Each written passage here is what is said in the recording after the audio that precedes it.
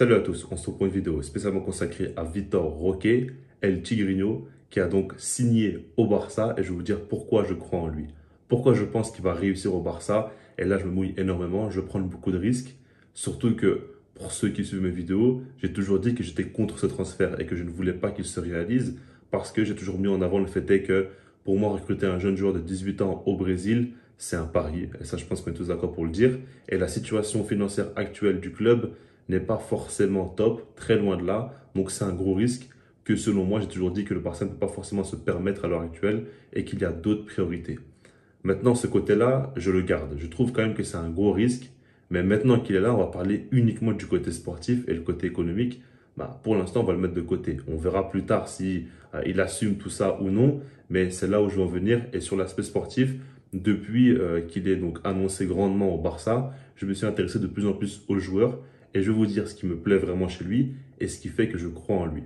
Déjà, pour commencer, un argument banal et qui est très important, c'est le fait qu'aujourd'hui, le Barça a comme attaquant Robert Lewandowski, qui a 34 ans, qui va sur ses 35 ans, qui se fait de plus en plus âgé. Et évidemment, il faut préparer l'avenir.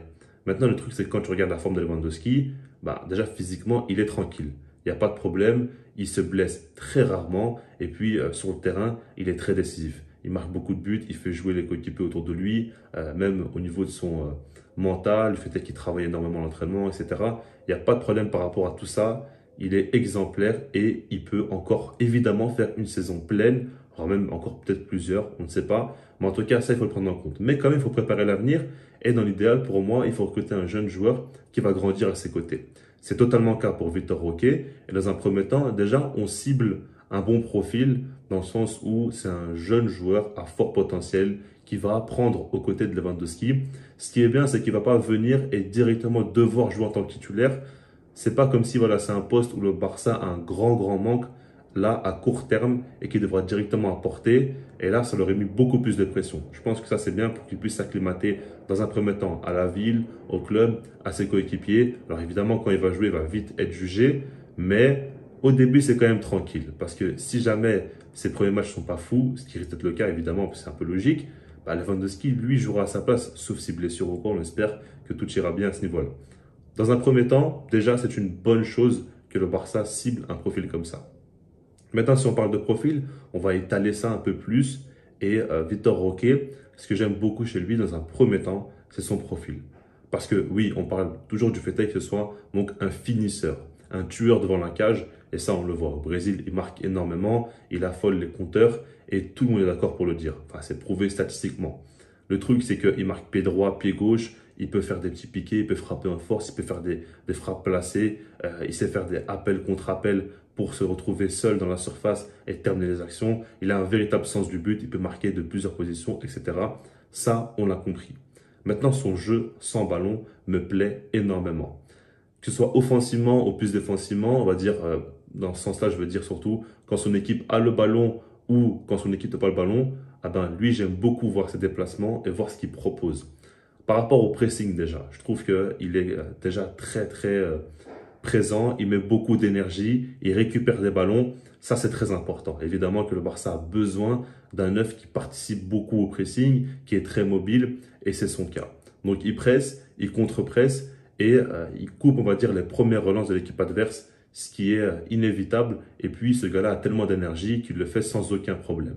En dehors de ça, quand son équipe a le ballon, il arrive à faire beaucoup d'appels, à se proposer entre les lignes et c'est un joueur qui n'est pas cantonné à son simple rôle de numéro 9. C'est pas un pur numéro 9 qui court beaucoup, qui fait des appels en profondeur constamment ou quoi. Non, c'est un numéro 9 qui comprend le jeu de son équipe, qui comprend les besoins et s'il faut décrocher, il va décrocher. S'il faut faire un appel en profondeur, il va le faire. Enfin, vous voyez, là où je veux en venir, c'est qu'il est assez intelligent, il comprend ce que son équipe a besoin sur le moment et il arrive à le réaliser et à porter son soutien. Maintenant, avec ballon, c'est un joueur qui, je vais vous cacher, de ce que j'ai vu, il ne m'a pas choqué. Alors évidemment, quand on a des compilations, des fois, il sort des dribbles assez fous, mais je ne l'ai pas trouvé incroyable techniquement. Je pense que c'est pas non plus un gars que tu peux remettre sur l'aile gauche, qui pourrait vraiment faire beaucoup de différences individuelles en un contre un ou quoi. Je ne pense pas. Je pense surtout qu'il est à l'aise techniquement, que pour un numéro 9, c'est très bien, mais il a rien d'incroyable. En tout cas, de ce que j'ai vu. Après, évidemment, il est encore très jeune, il peut progresser, etc. Mais j'ai pas l'impression que c'est un gars qui dribble facilement non plus, qui a ce côté folie, balle au pied. Je ne l'ai pas ressenti en tout cas. Alors, je peux me tromper, mais ça, c'est vraiment, comme je vous l'ai dit, mon ressenti.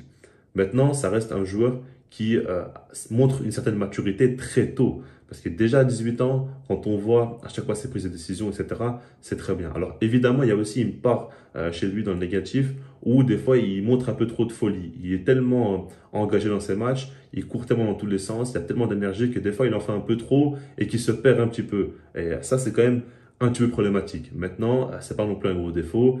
Pour moi, un joueur qui se donne autant, c'est toujours positif. Il faudra juste l'encadrer et c'est avec le temps qu'il va comprendre. Mais c'est toujours mieux un joueur qui donne trop qu'un joueur qui ne donne pas assez. Et là-dessus, ça c'est assez évident. Donc par rapport à tout ça, je suis très fan de son profil. Je pense que dans un premier temps, pour le poste de numéro 9, c'est ce qu'il faut au Barça. Sans penser au nom du joueur, il faut un gars qui sans ballon apporte, mais avec ballon aussi apporte, qui soit intelligent, qui comprend le jeu de l'équipe. Pour moi, au Barça, ça ne marcherait jamais un numéro 9 qui n'a pas cette intelligence de jeu, qui n'arrive pas à faire un minimum du dépassement de fonction. Alors, je ne demande pas à ce qu'il soit extraordinaire et qui dribble tout le monde, qui crée le jeu en même temps qu'il marque, etc. Non, mais qui comprenne qu'il ne doit pas se cantonner à son simple rôle de numéro 9 et qu'il doit proposer plus. Parce que c'est pas pour rien que pendant le moment, le Barça a joué sans numéro 9. Il faut beaucoup de présence axiale et Vitor Roque peut l'amener. Maintenant, j'aimerais terminer par un point qui me paraît très important, c'est que Vitor Roque me fait beaucoup penser à Julián Álvarez. Je trouve qu'ils ont beaucoup de similitudes par rapport à leur physique, par rapport aux qualités qu'ils ont, notamment sans ballon, l'énergie qu'ils mettent sur le terrain, leur finition, etc. Je trouve qu'ils sont très semblables. Et quand on regarde Julián Álvarez à City, on voit qu'il joue au poste de numéro 9 quand Haaland n'est pas présent, mais quand Haaland est là, il joue donc soit derrière lui, soit dans une position d'intérieur, un petit peu comme Gundogan l'a fait aux côtés de Kevin De Bruyne. Donc, c'est-à-dire ce joueur qui va être dans le half space, très haut sur le terrain, proche du numéro 9. Et je pense que Vitor Roque peut faire ça aussi au Barça. Il a les qualités nécessaires et je l'imagine bien dans ce rôle-là. C'est-à-dire que c'est un numéro 9, c'est son véritable poste. Mais pourquoi pas tenter quelques fois qu'il joue tout simplement avec Lewandowski. Je trouve que au Barça, donc, on a beaucoup de milieux de terrain et c'est intéressant d'avoir donc cette supériorité au milieu. Mais ça peut être aussi très intéressant de faire évoluer ce schéma de Xavi donc en 3-2-2-3 et de tester un offensif. Dans ce demi-espace gauche, par exemple, Ferran Torres ou Ansu Fati peuvent le faire. Vitor Roque peut lui aussi le faire. Et j'aimerais bien voir un peu ce que ça peut donner.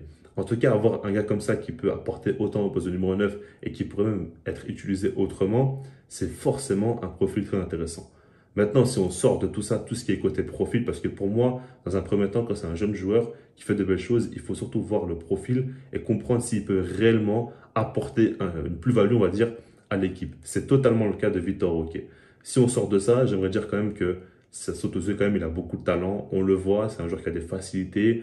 En dehors de ça aussi, encore une fois, on sait qu'il aime le Barça, bien évidemment que ça va aider. Ça fait quand même quelques temps qu'il avoue déjà qu'il rêve de signer au Barça, qu'il est fan du club. Et ça fait qu'il sera évidemment motivé. Et un joueur qui aime le Barça ou le club dans lequel il signe a plus de facilité à se donner, à faire des efforts et à accepter certaines choses au début qui ne sont pas faciles à accepter. Donc par rapport à tout ça, c'est que du positif. Maintenant, évidemment que tout ce que je vous ai dit, je le pense, mais il y a une donnée qui est à prendre en compte et qui est plus importante que tout ce que je vous ai dit, c'est tout simplement son mental. Moi, de ce que j'ai vu, j'ai l'impression que c'est un gars quand même très déterminé. Par exemple, on a appris que quand il a signé au Barça, il a dit à sa famille, il a même promis à sa famille qu'il réussira au Barça, que c'est son rêve, qu'il va à tout prix faire de belles choses dans ce club. On sent qu'il est déterminé.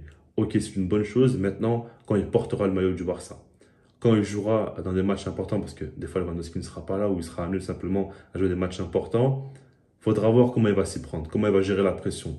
D'un stade, bon, pour l'instant, le Camp Nou est en travaux, mais quand le Camp Nou sera de retour avec plus de 100 000 spectateurs, quand tout le monde va crier autour de lui quand il aura le ballon, il faudra voir comment il va gérer la pression. C'est pas facile quand il sera loin de sa famille, etc.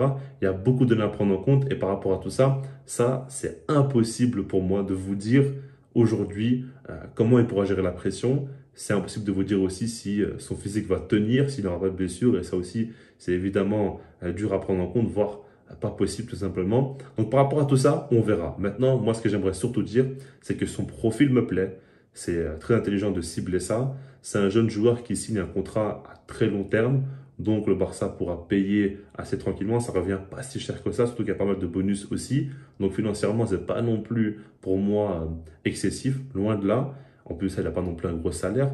Donc on va dire que c'est tranquille. Et donc, on verra comment ça va se passer, mais personnellement, j'ai envie d'y croire. Et plus le temps passe, plus j'y crois. Maintenant, il faut quand même qu'on soit d'accord. On va lui laisser du temps. On va pas commencer à s'exciter. Si ses premiers mois sont très mauvais, ça peut totalement arriver. Pensez toujours au cas de Vinicius, qui, lui, pendant des mois, voire quelques années au Real Madrid, ça a été catastrophique. Il était très bon en dribble, tout ce que vous voulez, mais à la finition, c'était immonde. Pourtant, il a continué à jouer. Aujourd'hui, il est devenu l'un des meilleurs ailiers au monde. Donc, ça prouve bien que des joueurs peuvent avoir du mal, peuvent avoir des phases compliquées et puis au final être de grandes réussites, faire partie des meilleurs joueurs au monde. Tout peut aller très vite dans le football, dans un sens comme dans l'autre, et ça peut être le cas surtout pour un joueur comme Vitor Roque qui vient d'un autre continent, qui découvre une autre culture avec une grosse pression, etc. Donc voilà, j'ai essayé de bien détailler toutes mes idées par rapport à Vitor Roque. J'espère que vous allez apprécier ça, vous allez liker la vidéo. J'espère que vous dans les commentaires aussi ce que vous en pensez par rapport à son cas. Et puis sinon, moi je vous dis peace.